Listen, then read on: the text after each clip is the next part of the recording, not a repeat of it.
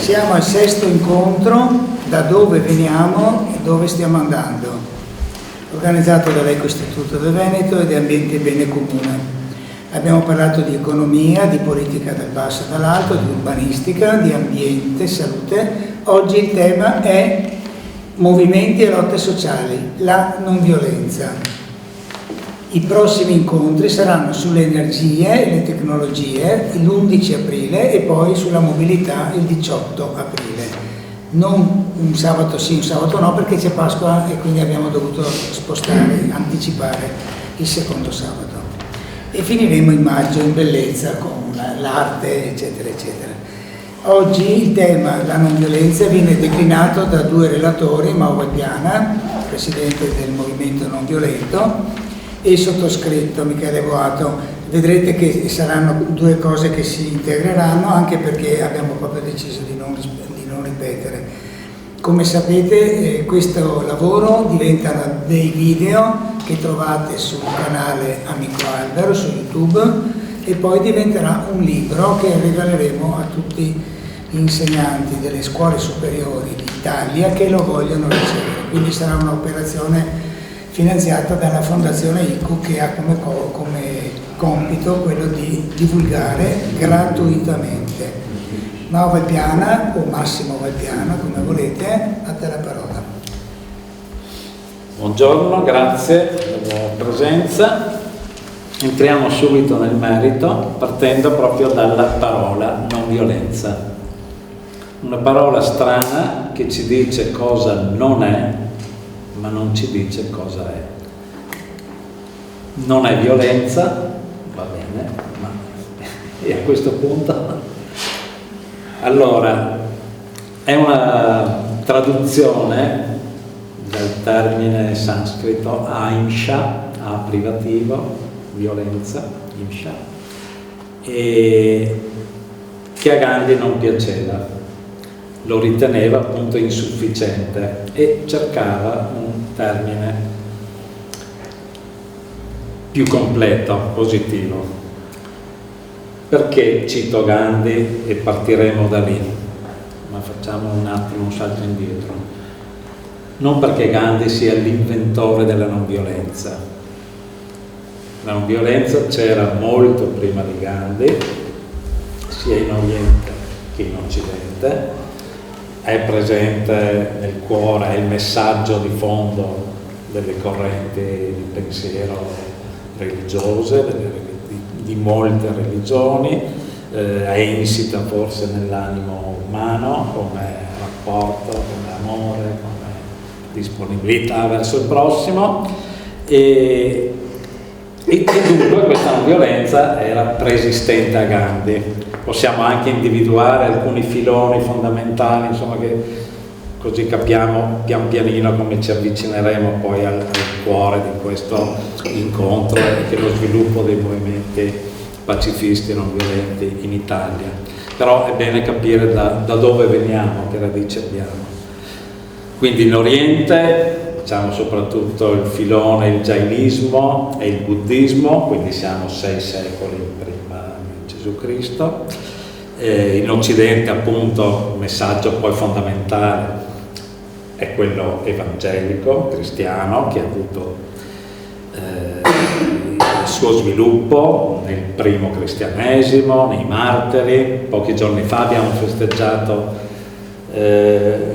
sul calendario cattolico San Massimiliano, per esempio, che era proprio stato considerato il primo martire per obiezione di coscienza, per rifiuto del servizio militare, per rifiuto di di utilizzare le armi, proprio è uno dei pochi santi martiri di cui abbiamo testimonianze scritte, cioè il verbale del processo, e nel verbale del processo San Massimiliano ha detto proprio, no, parole testuali: sono cristiano, non posso fare il male, non posso prendere la spada. E questa è la sua difesa processuale.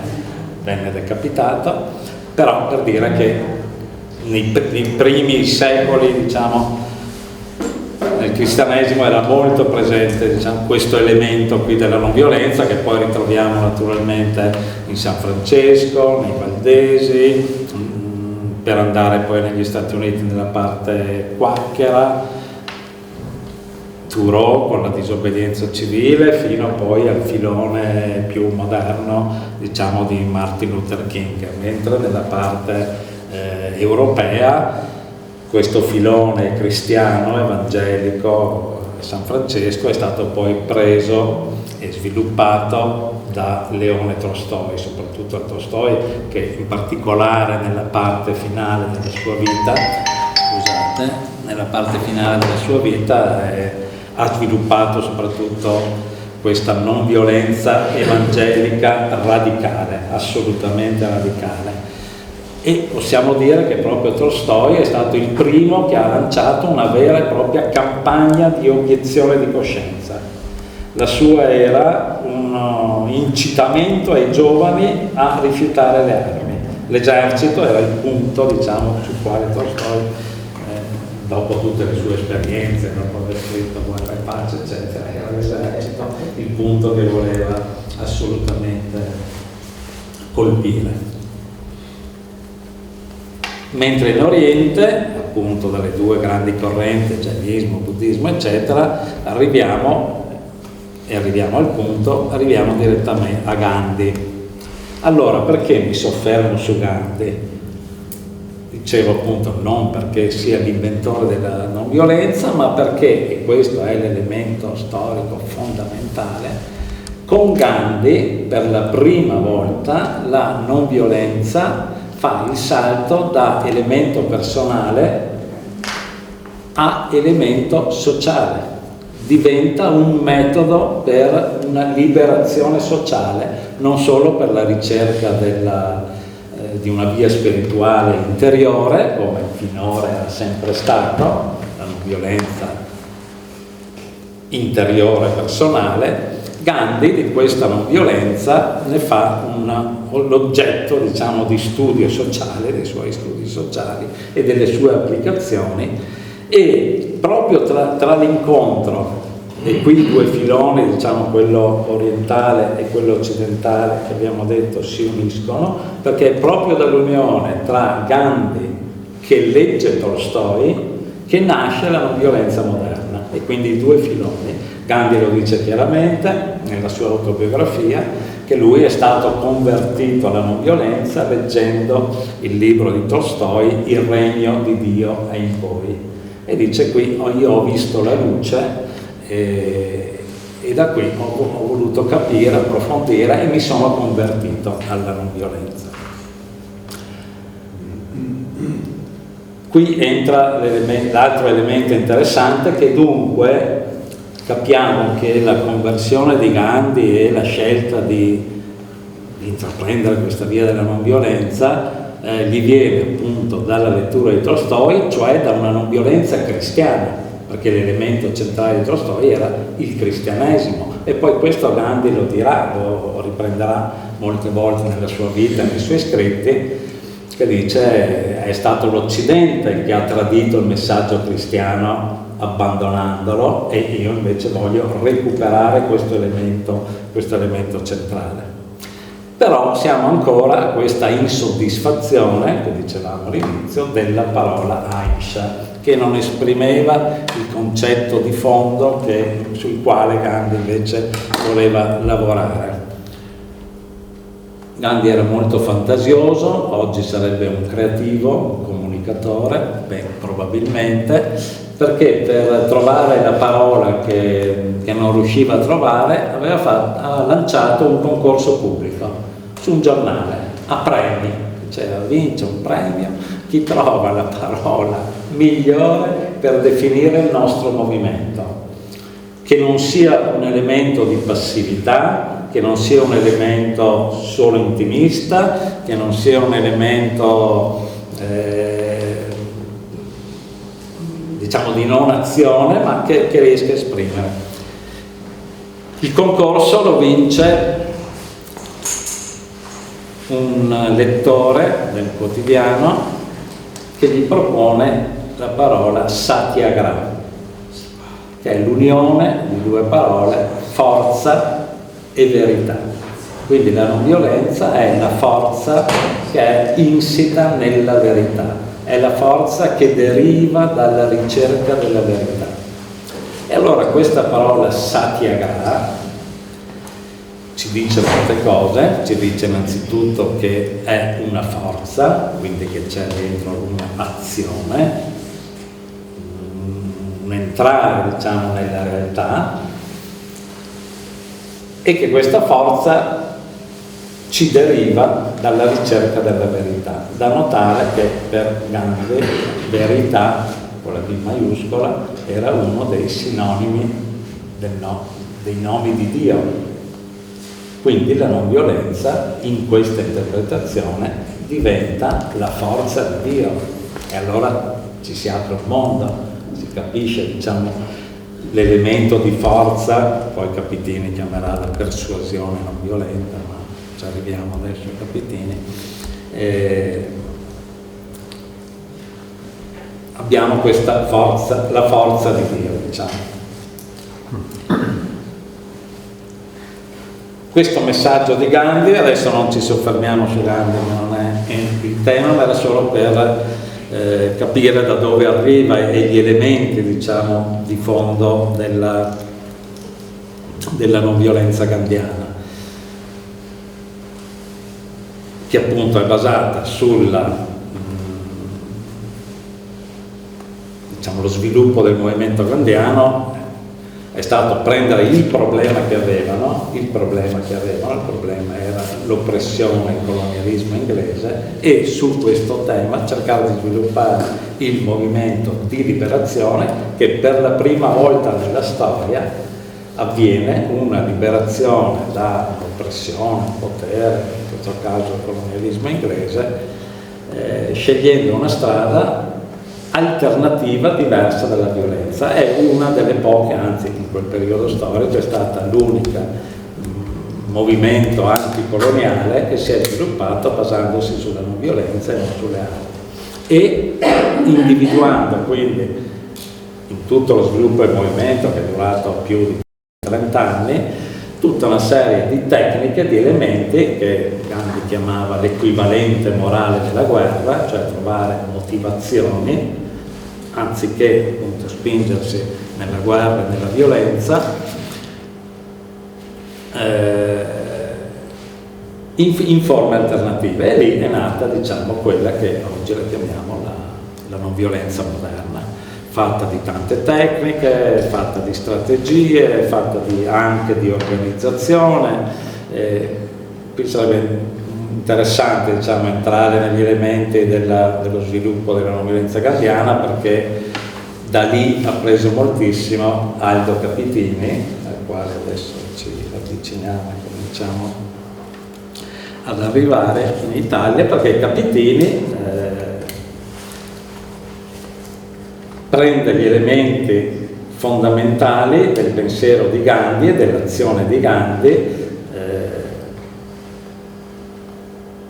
e cerca di portarli in Italia, quindi adattando la non violenza gandhiana, orientale, induista, eccetera, al pensiero e all'esperienza, diciamo, della nostra cultura, del periodo storico in cui lavorava Capitini.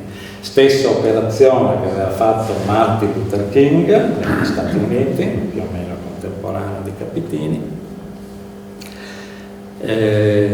dove ha portato dentro la cultura e l'esperienza americana gli elementi fondamentali, strutturali del satyagraha, della forza della verità di Gandhi. Tra l'altro Martin Luther King, prima di sviluppare tutto il suo movimento, ha voluto proprio andare in India, conoscere gli eredi del movimento gandhiano, visitare tutti i villaggi gandhiani, per capire soprattutto quali erano i punti fondamentali, diciamo, dell'organizzazione del movimento. Poi King torna e dà un altro nome e lo chiama il potere dell'amore, the power of the love. Era il nome della non violenza utilizzato da Martin Luther King. Ma arriviamo in Italia. In Italia questa storia, diciamo, se nella storia dell'umanità è partita con Gandhi come spartiacque, in Italia parte con Aldo Capitini. È Aldo Capitini che tramite i suoi studi, Aldo Capitini, sapete, era di famiglia umile, era figlio del campanaro di Perugia, ha avuto un'infanzia abbastanza malaticcia, per cui poi gli studi se li ha fatti da autodidatta prevalentemente, quindi un po' sulle tracce di Leopardi, che tra l'altro è sempre stato il suo punto di riferimento intellettuale. Ha fatto anni e anni di studi matti e folle, quindi greco, latino, filosofia, storia, eccetera, eccetera. E Aldo Capitini, proprio durante il fascismo, inizia a elaborare una teoria, siamo ancora alla teoria. Aldo Capitini nei primi anni, diciamo, agisce da solo in base ai suoi studi e alla sua teoria. Nel 1930, no, già all'inizio, diciamo, partiamo dal 29, quello è un po' l'anno di cambiamento, perché è l'anno in cui Aldo Capitini rompe con la Chiesa Cattolica, e rompe con la Chiesa Cattolica sulla questione del concordato. Dice: questo è il tradimento del messaggio evangelico. Capitini fino allora cattolico, e anche lui quindi ispirandosi a piene mani al messaggio di Gesù, di San Francesco in particolare, ovviamente, essendo in Umbria c'è tutta l'ispirazione francescana, rompe sulla questione del concordato tra la Chiesa cattolica e il regime fascista, e da quel punto, già dal 1930, inizia a studiare, a interessarsi, ad approfondire l'esperienza gandhiana in corso in quegli anni lì. 1930 siamo negli anni della Marcia del Sale. Capitini vede nella Marcia del Sale un elemento fondamentale, dice, perché finora si erano conosciute altri tipi di le processioni, certo, le processioni cattoliche, oppure dall'altra parte le manifestazioni di partito, le parate militari del fascismo, ma una marcia che mettesse insieme elementi fondamentali del popolo, cioè che prendesse dagli elementi religiosi, così come erano le processioni, e immettesse in questa obiettivi politici, quindi una tradizione religiosa. Gandhi lo dice chiaramente, dice: io mi ispiro molto alla mia tradizione religiosa, pur essendo ammiratore del cristianesimo, mi farei cristiano, dice, però sono induista, resto induista, e dentro l'induismo trovo tutti quegli elementi religiosi che il popolo capisce e intuisce immediatamente, per cui se faccio una marcia la capisce perché ha fatto le processioni e quindi capisce il senso profondo. Se faccio un digiuno il popolo lo capisce perché nell'induismo fa parte della nostra tradizione il digiuno. E quindi mette insieme tutti questi elementi, e Aldo Capitini coglie questo elemento fondamentale, diciamo, del pensiero e dell'azione gandhiana, e infatti poi utilizzerà questo. Facciamo un salto un po' più avanti, ma quando nel 1961 lancerà la marcia Perugia-Assisi, che lui aveva in mente già immediatamente dopo la guerra, ci ha messo parecchio ad arrivare lì. Comunque siamo nel 1930, che appunto studia Gandhi, Marcia del Sale eccetera. Nel 1933 Capitini rifiuta la tessera del Partito Nazionale Fascista, quindi seconda rottura, perde il posto di lavoro, deve vivere facendo lezioni private a ragazzini delle medie. Nel 1940 organizza gli antivittoriali, famoso sabato fascista, Aldo Capitini lo proponeva ai giovani, che lo seguivano molto, i giovani antifascisti, in riunioni come questa di oggi, dove ci si trovava, si leggeva, si discuteva, si parlava, si ragionava, ed è lì che inizia con questi ragazzi a buttare giù le prime idee di quello che poi sarà il manifesto liberale socialista, poi successivamente Partito d'Azione, eccetera. Nel 1942 Aldo Capitini ha il primo arresto per attività antifasciste, è l'anno in cui scrive un libro che si intitola Vita religiosa, di cui consiglio la lettura a chi volesse avvicinarsi al pensiero di Aldo Capitini.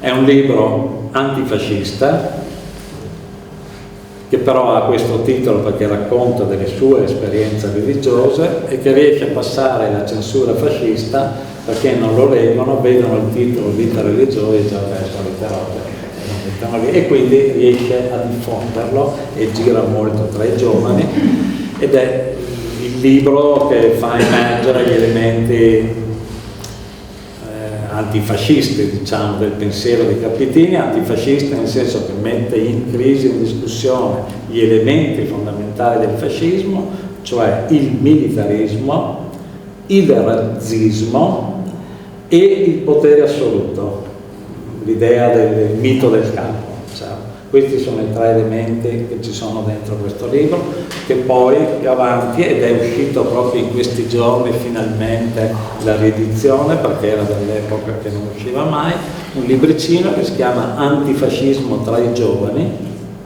che se lo leggete è di un'attualità strepitosa, perché voi leggete Antifascismo tra i giovani e si capisce quello che dice Trump, e si capisce quello che dice Trump e perché e cosa noi possiamo fare, diciamo, in opposizione a questo. Nel 1943 ha il secondo arresto, sempre prima viene messa, questa volta prima alle murate di Firenze, questa volta viene incarcerato a Perugia, ed è lì in questo periodo che scrive le lettere o mantiene rapporti epistolari con i suoi amici antifascisti, ma dove avviene un'altra rottura, e lui lì fa la rottura con la lotta armata. Dice no, noi non possiamo opporci con le armi al fascismo, perché le armi sono lo strumento costitutivo centrale del pensiero fascista, e quindi dobbiamo trovare un'alternativa. Quindi dal 1943 incomincia a pensare e a lavorare sia questo rifiuto della lotta armata, diciamo, sia il rifiuto dell'organizzazione verticistica di partito, dove elabora l'idea del movimento, di muoversi con un movimento che cresce dal basso. Capitini aveva tutti i titoli come intellettuale, come antifascista, come punto di riferimento allo Stato per generazioni di giovani durante il periodo fascista, eccetera, per entrare nella Costituente. Perché Capitini non era tra i costituenti? Perché Capitini non era incasellabile in quel momento in nessun partito, non era democristiano, non era comunista, non era socialista, neanche nel Partito d'Azione, non era cattolico e non era neanche del Partito d'Azione, che ha contribuito a far nascere col suo amico e collega filosofo Calogero negli elementi fondamentali. Però Capitini a un certo punto ha detto: andate avanti voi, andate bene la strada, mi piace questo, ma io non vengo perché io devo fare un'altra cosa, io devo fare il movimento. E siamo ancora però sul pensiero di elaborazione. Nel 1944, a Perugia già liberata, qui da noi è venuto un po' dopo, ma lì a Perugia liberata, Aldo Capitini, che viene indicato subito come responsabile, gli viene affidato, è il direttore, diciamo, dei bollettini dell'Italia liberata, ed è il punto di riferimento soprattutto a Perugia. Lì inizia la sua attività politica finalmente. Dopo tutta questa elaborazione teorica, Aldo Capitini già nel 1944 fonda i COS, Centri di Orientamento Sociale, libere riunioni dove si poteva parlare di tutto, si parlava dalla discussione dove lui spiegava come viene stabilito il prezzo delle patate, fino alla politica internazionale. Già allora la critica all'Unione Sovietica e allo sviluppo di quell'esperienza. Ma in mezzo ci stava tutto, discussioni urbanistiche su Perugia, sulla ricostruzione, o problemi delle fabbriche. Erano riunioni molto partecipate dal popolo, diciamo, da persone, mondo contadino, mondo operaio, perché vedevano in Capitini un punto di riferimento, una capacità di accoglienza e soprattutto una libertà di espressione. Questi cose si diffondono in Umbria, si diffondono in parte in Toscana, arrivano fino a Ferrara, diciamo,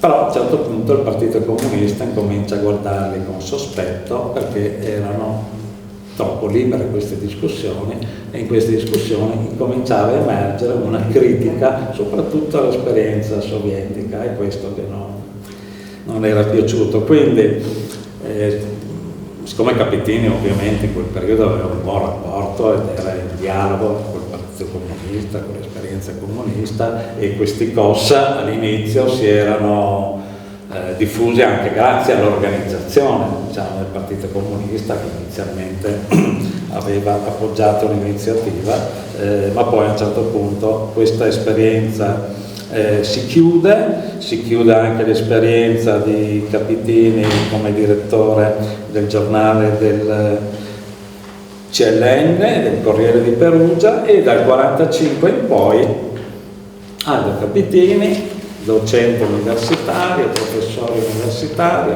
a Perugia, a Cagliari, docente filosofo e docente di pedagogia, inizia la sua attività instancabile a girare per l'Italia per riprendere quel filo originale e per creare l'organizzazione degli Amici della Non Violenza. Non c'era ancora il nome Movimento Non Violento, che nascerà solo nel 1961, ma dal 1945 in poi Capitini fa esclusivamente questo lavoro.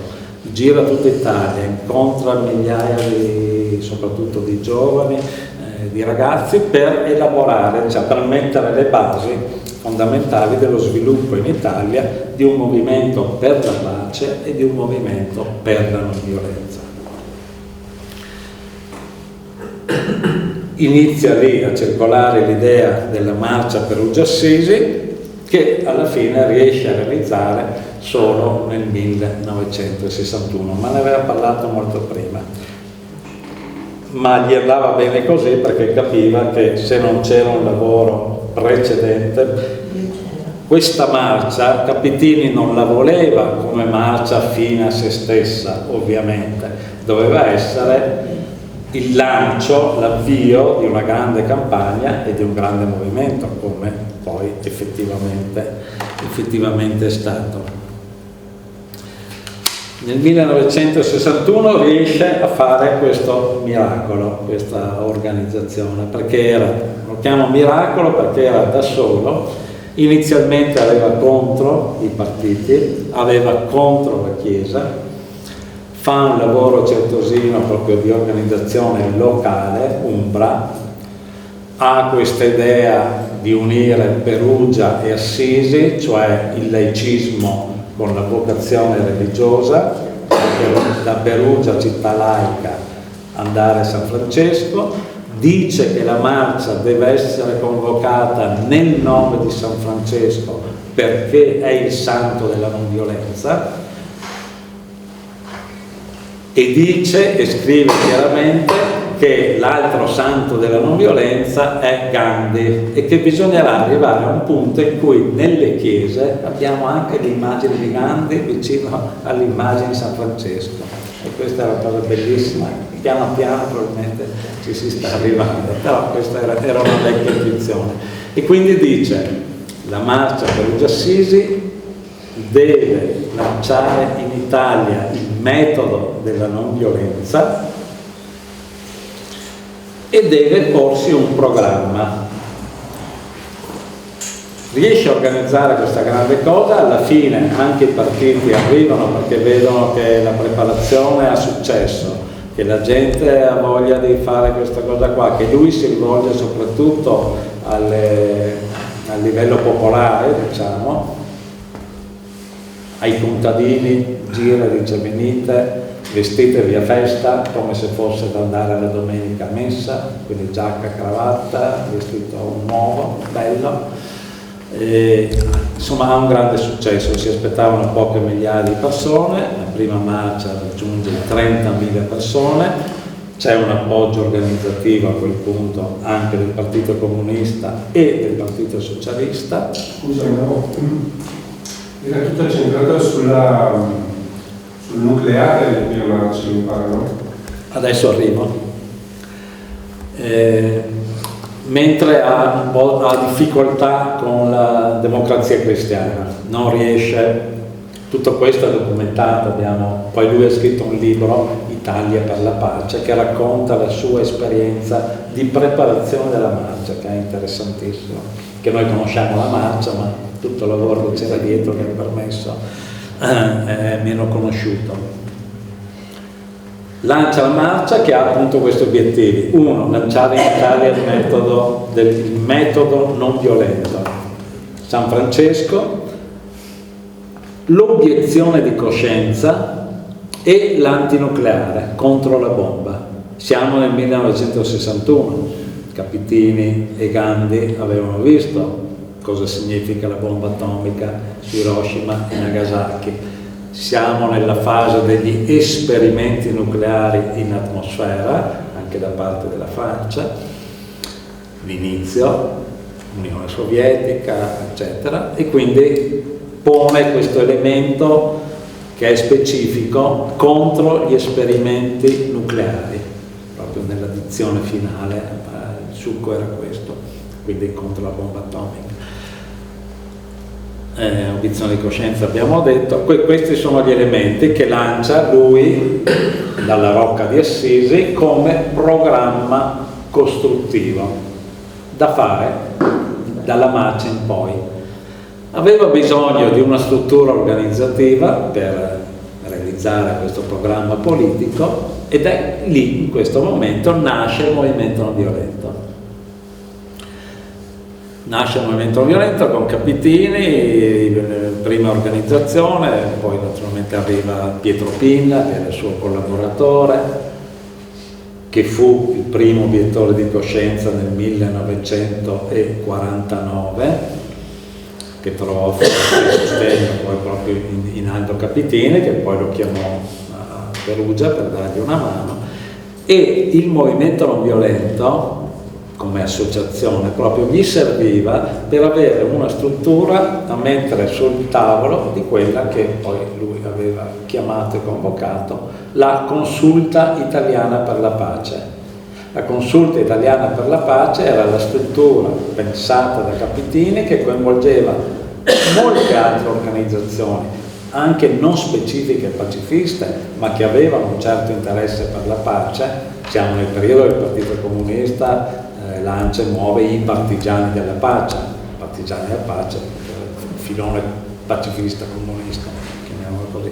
Poi c'erano i giovani universitari, cui rappresentanti all'epoca nelle consulte, per esempio era Pannella, che poi svilupperà tutto il discorso del Partito Radicale, c'erano i socialisti, anarchici, ma soprattutto diciamo una struttura del Partito Comunista. Aldo Capitini aveva bisogno di una sua organizzazione ed è il Movimento Non Violento. Questa consulta si sviluppa molto in Italia, è il corrispettivo che abbiamo oggi della rete italiana Pace Disarmo, cioè di un cappello, di un'organizzazione che mette insieme le grosse organizzazioni. Oggi abbiamo la CCL, l'ARCI, le ACLI, la GESCI, diciamo dentro la rete, col Movimento Non Violento e tanti altri. Capitini cerca di sviluppare più o meno la struttura simile con la consulta. Poi Capitini muore nel 1968. Dopo la marcia Perugia-Assisi, lui ha fatto altre piccole marce specifiche, locali. Ne ha organizzata in Toscana, ne ha organizzata a Bologna, ne ha organizzata a Roma, ma non erano più marce, diciamo, di larga visione dove c'era un richiamo popolare, ma erano quelle che lui chiamava marce specifiche contro la guerra, cioè avevano già dentro l'elemento particolare del militarismo, cioè ci servono per l'organizzazione specifica non violenta, per il filone non violento dentro al pacifismo italiano, che appunto poteva essere pacifismo comunista, pacifismo cattolico, pacifismo liberale, pacifismo radicale, e a Capitini interessava lo sviluppo del filone non violento. Capitini muore nel 1968, l'eredità del movimento non violento va tutta in mano a Pietro Pinna, e che diventa l'elemento centrale per lo sviluppo della campagna dell'obiezione di coscienza, cioè prosegue, ma insomma in qualche modo riprende quello che era uno degli obiettivi della marcia, quello specifico dell'obiezione di coscienza. È il momento di sviluppo dell'obiezione di coscienza con gli obiettori in carcere. Oggi vengo dal funerale di Alberto Trevisan, era uno di questi, dei primi obiettori in carcere, insieme a Gardin, che era quello che ha fatto il digiuno. Trevisan a Padova, Gardin a Venezia. Gardin a Venezia, sì, erano fra i primi obiettori di coscienza in carcere, e Pietro Pinna. Sarebbe Albert Gardin. Sì, il Doge. Il Doge, sì. È lui, è lo stesso. Era presente oggi, ci siamo ritrovati dopo tanti anni. E quindi dal 68 che muore Capitini arriviamo all'approvazione della legge dell'obiezione di coscienza nel 72, con Pietro Pinna protagonista insieme a Marco Pannella dell'ottenimento di questa legge.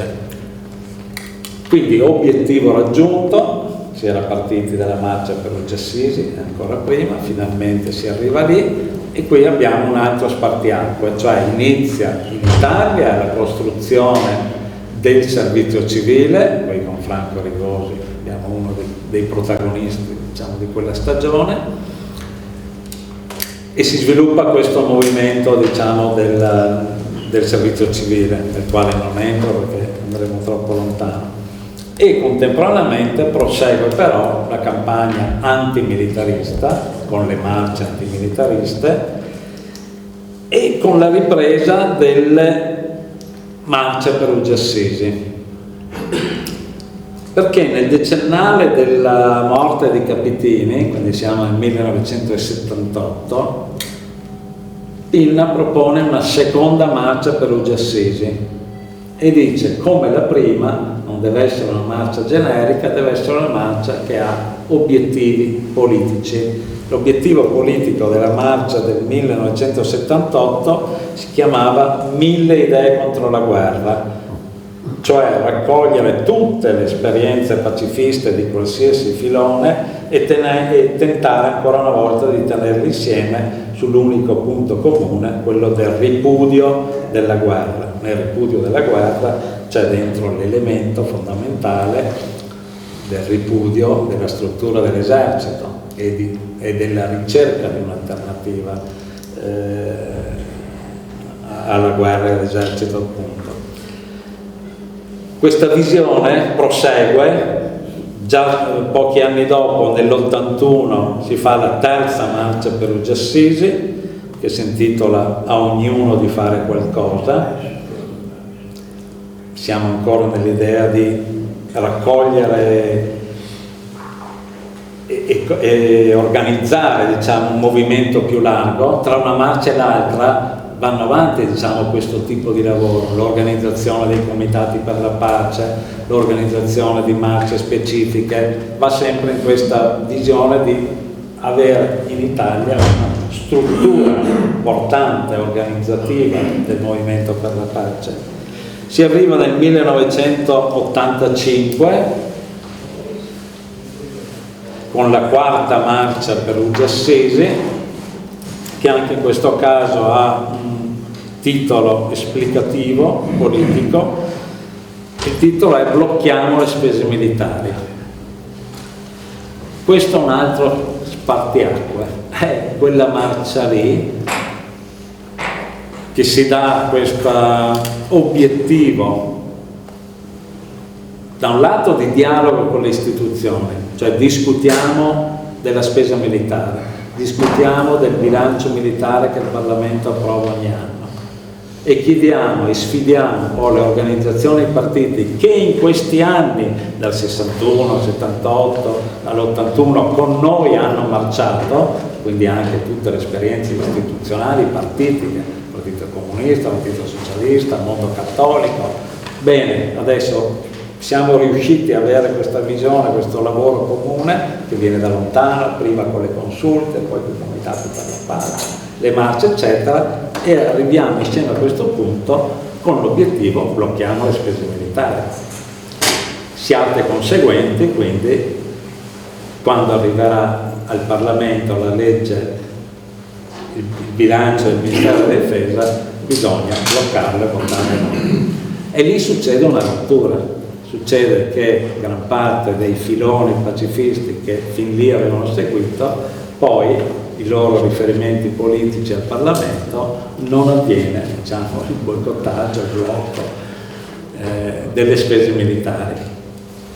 È a quel punto che Pietro Pina e il Movimento Non Violento dicono: allora stop, è inutile che facciamo marce se poi non c'è la conseguenza politica, la marcia è uno strumento per degli obiettivi, lanciamo la campagna dal basso dell'obiezione fiscale alle spese militari. Se le spese militari non riescono a bloccarla in Parlamento, nemmeno i partiti di opposizione, nemmeno i partiti di riferimento, lo facciamo noi come movimenti, come cittadini e cittadine dal basso. E si lancia nell'80 e si lancia la campagna.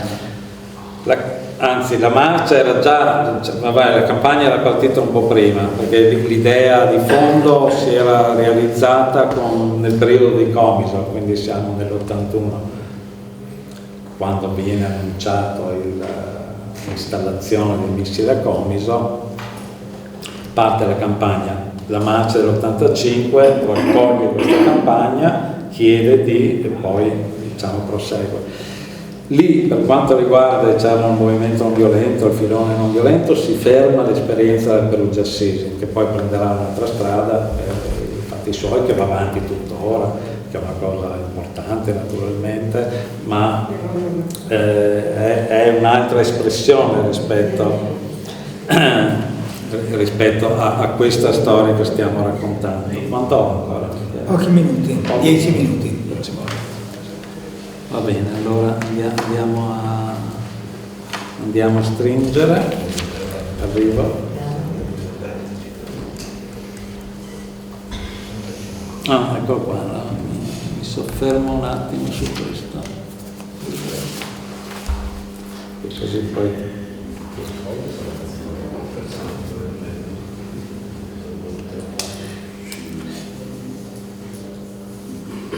Sì, allora su questo. È sempre in quel periodo storico, quindi stiamo parlando degli anni 70-80, che questo filone pacifista non violento specifico, oltre i temi classici che abbiamo trattato finora, dell'obiezione di coscienza, dell'opposizione alle spese militari, intraprende e incrocia un altro filone, sempre partendo, era giusta la domanda tua, dalla questione antinucleare. Diciamo, questo movimento pacifista è sempre stato contro la bomba atomica, contro il nucleare militare, ma a un certo punto, quando nel 1975 in Italia viene presentato un nuovo piano energetico che prevede anche le centrali nucleari, e si viene a sapere, a scoprire che dal trattamento dell'uranio impoverito, dalle centrali nucleari, delle scorie, ci possono essere interessi e intrecci con il nucleare sporco, cioè il nucleare militare, e comincia a concentrarsi un po' l'attenzione dei non violenti, a partire da Giannozzo Pucci in particolare, e da un filone non violento specifico che è quello della comunità dell'Arca, che proviene da Lanza del Basto, che era un collaboratore, diciamo, di Gandhi, che era stato che aveva ricevuto il mandato da Gandhi di sviluppare la non violenza in Europa. Ma insomma, quel filone lì, una riflessione sulla questione nucleare che viene accolta e presa e messa a fianco, diciamo, dello sviluppo del movimento antimilitarista e del movimento sulle spese militari di cui abbiamo parlato prima, per cui l'antimilitarismo e l'antinucleare civile, in questo caso, che si intreccia con il militare, hanno uno sviluppo insieme, utilizzando le stesse tecniche, le stesse questioni, tant'è che nel 1977, 30 gennaio, a Capalbio, in Maremma, dove era previsto un sito nucleare, il movimento non violento e l'area non violenta gandiana, capitiniana, Alberto Labate in particolare, viene fatto il blocco sulla prima ferroviario, sulla Pisa-Roma di un'ora, e la settimana successiva il blocco autostradale sull'Aurelia, per richiamare l'attenzione, e lì possiamo dire che è lì che nasce il movimento antinucleare, diciamo quello che poi ha tutto un suo sviluppo. Quindi nasce a Montalto di Castro, a Montalto si utilizzano le stesse tecniche che erano state utilizzate a Comiso qualche anno prima, non ne ho parlato perché Michele se no mi scrive che abbiamo troppo lunghi.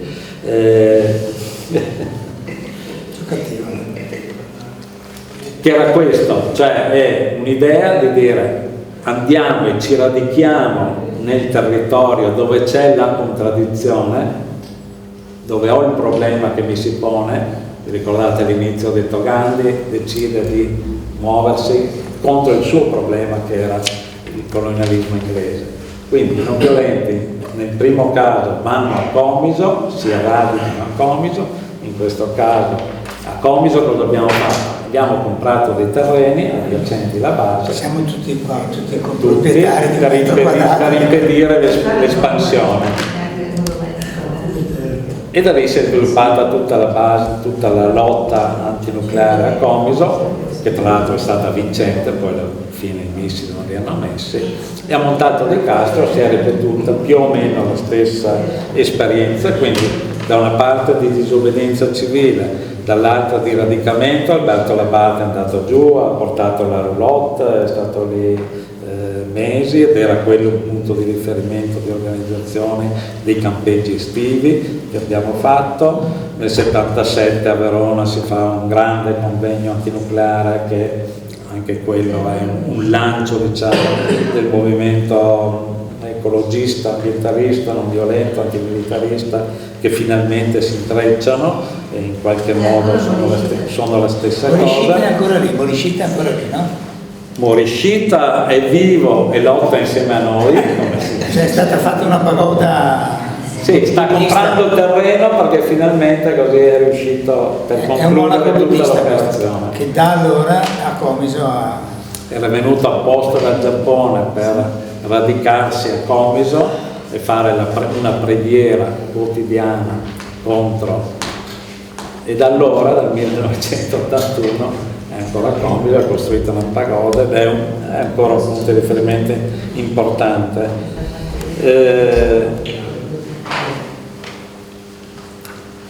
Chiudo allora sulla questione della disobbedienza civile, perché tutti questi filoni hanno poi avuto uno sviluppo, uno sbocco anche sul piano processuali, cioè del rapporto con le istituzioni. Allora, sia l'obiezione fiscale alle spese militari, quel filone che abbiamo detto, chi faceva l'obiezione fiscale alla disobbedienza civile, ma soprattutto i gruppi e i movimenti che la organizzavano, sono stati denunciati e si è aperto finalmente, era uno degli obiettivi, un rapporto con le istituzioni. Cioè, ci denunciate, noi veniamo al processo e discutiamo però nel merito delle questioni. E quindi abbiamo avuto 16 processi per istigazione a disobbedire alle leggi di ordine pubblico come organizzatori dell'obiezione fiscale, tra l'altro sempre assolti, e sempre con l'aspetto di disobbedire a una legge ma di proporre un'alternativa. Disobbedivamo alla legge di pagare le spese militari e proponevamo la raccolta dei fondi per utilizzarli in un fondo positivo per la pace. I processi sono stati intentati anche sia a chi organizzava le manifestazioni a Comiso, e il momento processuale per invasione, perché eravamo entrati nella base militare, quindi invasione della servitù militare. Anche quei processi sono stati elementi importanti di crescita del movimento, di rapporto con le istituzioni, in qualche modo di dialogo particolare, ma era quello che si cercava. E la stessa cosa contemporanea più o meno i processi per i blocchi stradali e ferroviari legati a Montalto di Castro. Quindi abbiamo una stagione dove si sviluppa anche, tra l'altro, un bel lavoro con gli avvocati amici, a partire da Sandro Canestrini, che riusciva a organizzare tanti suoi amici avvocati, e in Italia si è praticata finalmente, nel senso corretto del termine, la disobbedienza civile, cioè violare la legge ma proporne anche la sua alternativa.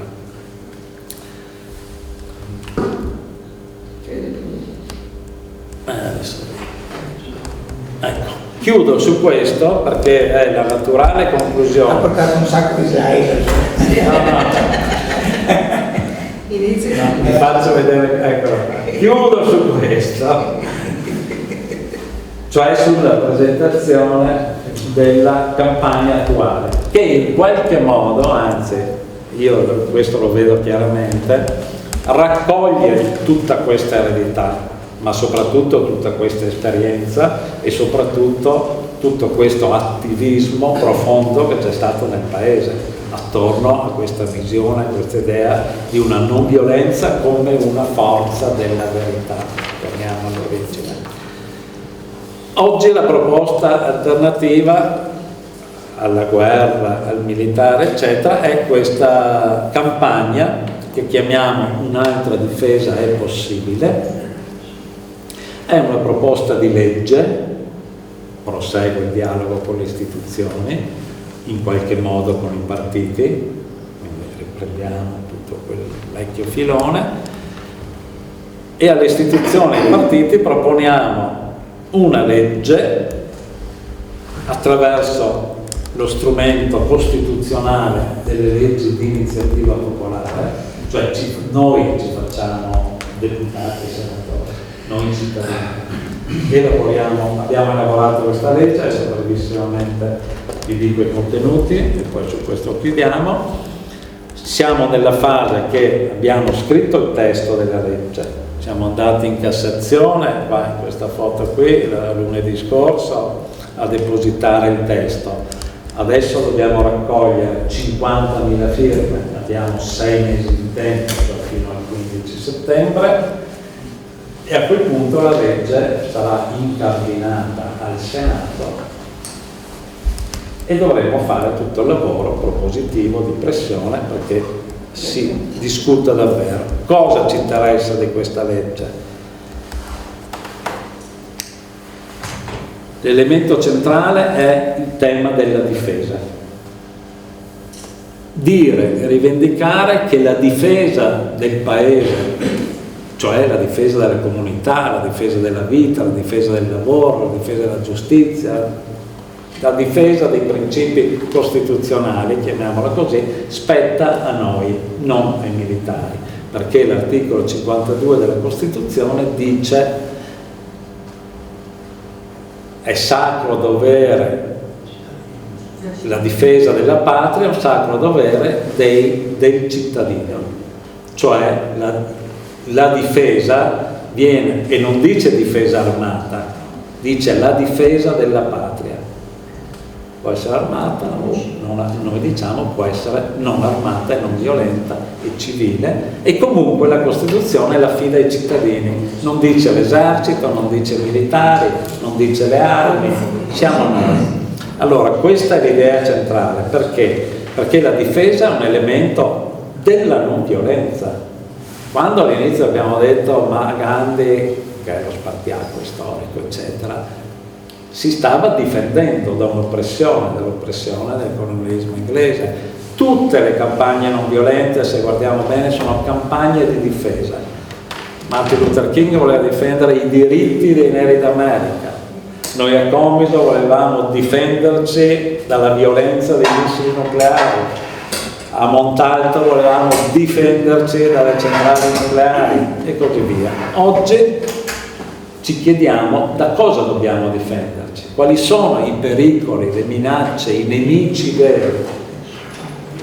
Se chiediamo a noi stessi i nemici veri, oggi sappiamo che uno è il futuro del pianeta, messa in discussione dalle variazioni climatiche, da tutti i disastri che stanno succedendo. Se chiedi ai giovani qual è il nemico vero, ti dice l'incertezza del futuro, la mancanza di lavoro. Se parli con un anziano ti dice le pensioni da fame e così via. Quelli sono i veri nemici. Allora, per opporsi a questi nemici, quali sono gli elementi che servono? Ci serve l'esercito? Ci servono 33 miliardi di euro ogni anno nel bilancio della difesa? No, ci serve altro. Abbiamo cercato di mettere insieme gli elementi che già esistono nel nostro ordinamento giuridico di difesa del Paese, mettendoli insieme in una visione comune.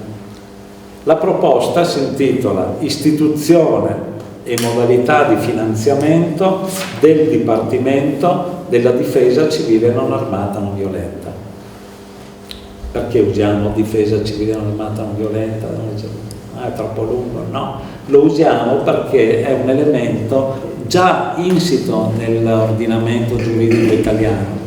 La legge istitutiva del servizio civile, legge del 2001, fenomeno importantissimo che ha riguardato milioni di giovani nel nostro paese, sono circa 100.000 all'anno quelli che fanno la domanda, poi ne partono la metà perché il governo mette a disposizione finanziamenti esigui, ma chi fa il servizio civile, dice la legge, realizza la difesa del paese, perché la legge fa proprie sentenze della Corte Costituzionale che ci hanno dato ragione su tutto, e anche del Consiglio di Stato, sulla parificazione tra difesa armata e servizio civile. È un modo di difendere la patria. Allora noi diciamo, bene, allora il servizio civile è un pilastro, la protezione civile, già elemento esistente, è un altro pilastro, perché è difesa del territorio, vuol dire difesa del paese. Terzo elemento, esiste all'interno del servizio civile una sperimentazione riconosciuta, finanziata dallo Stato, che si chiama corpi civili di pace, cioè sono i giovani. Esiste nel senso che c'è nella proposta di legge? No, sì, è una sperimentazione, esiste. È sperimentale, per adesso sono 500 all'anno, che però fanno servizio civile all'estero, in luoghi a rischio conflitto, non ancora di conflitto, e fanno un lavoro di pacificazione, di riconciliazione, eccetera. È una sperimentazione. Noi nella legge diciamo rendiamolo aperto a tutti e anche andiamo un po' più in là, perché il servizio civile deve essere fatto solo dai giovani? Non possiamo pensare e immaginare un servizio civile nazionale dove anche, per esempio, le persone che vanno in pensione possano accedere e quindi avere una struttura più larga che parla a tutti. Servizio civile, protezione civile, corpi civili di pace, in questo senso ampio, come li aveva immaginati Alexander Langer nel 1995 con la sua proposta, cioè dei corpi anche professionali, non solo diciamo di volontariato. Ultimo elemento, quarto, della proposta di legge, un istituto di ricerche sulla risoluzione non violenta dei conflitti, sulla pace e sul disarmo, cioè un istituto che possa fare studi scientifici, che possa rapportarsi con l'università. Esistono in alcuni paesi del nord Europa, non esiste in Italia. Noi vogliamo un istituto proprio ufficiale, statale, riconosciuto, finanziato. Tutto questo per mettere a sistema la difesa alternativa del paese. Oggi il servizio civile, per esempio, dipende dalla volontà del governo, un anno ti dà poco, un anno ti dà di più. No, un sistema strutturale che ogni anno abbia il suo bilancio. E qui viene un'altra parte interessante, il suo bilancio preso dal bilancio della difesa. Non è che vogliamo spendere soldi in più, diminuisce quello e facciamo crescere quest'altro.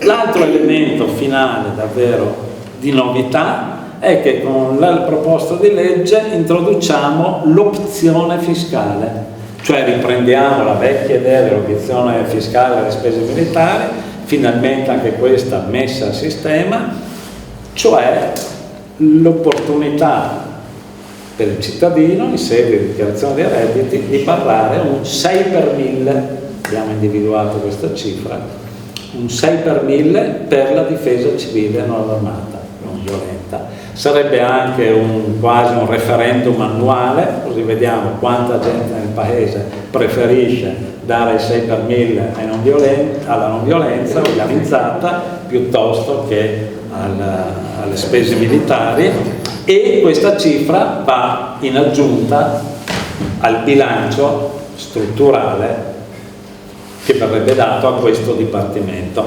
Questa è la proposta che noi vogliamo mettere sul tavolo con le 50.000 firme del dibattito politico serio finalmente in Italia sulla difesa. Quindi tutta questa lunga storia che abbiamo fatto arriva in qualche modo qui, ci conduce qua, riprendiamo tutte quelle esperienze e quindi prosegue il lungo cammino della non violenza, la lunga marcia della non violenza da Gandhi a Capitini. Oggi arriva a noi in questa forma qua, un'altra difesa è possibile. E lo ringraziamo.